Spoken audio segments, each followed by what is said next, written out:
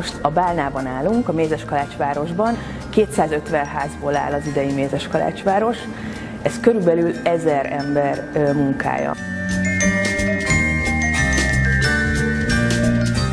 Otthoni ötletek alapján elkészített Mézeskalács házat elhozzák a résztvevők, elhelyezik a városban, és akkor utána még körülbelül 2 hét, mire ez az interaktív, bejárható Mézeskalács szobor elkészül belőle. Ezt mi készítjük már az én művészbarátaimmal igazából. 90%-a ehető, és van benne 10% olyan anyag, ami segédanyag. Mondjuk a János-hegynek van egy nagy Purhab hegye.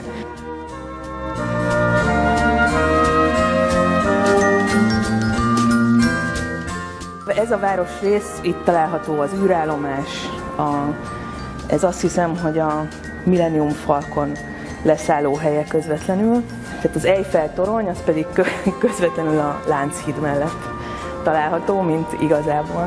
Mi csak úgy hívjuk, hogy ez a Mézeskalács minivilág. Tehát, hogyha belenézel ezekbe a szobrokba külön, akkor lehet látni, hogy megelevenedik. Általában hóemberek lakják Mézeskalácsvárost, ami miatt ezt nagyon kedvesnek tartjuk, az, hogy hát ez egy karácsonyi művészeti anyag most ebben a pillanatban.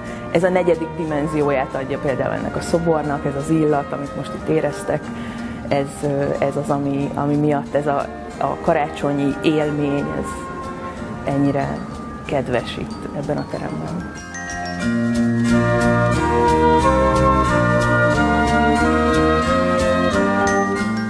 A 6. karácsonyi Mézeskalácsváros 2016. január 31-éig látogatható. A megmaradó darabokat előreláthatóan beleépítjük a tavaszi kiállításunkba majd.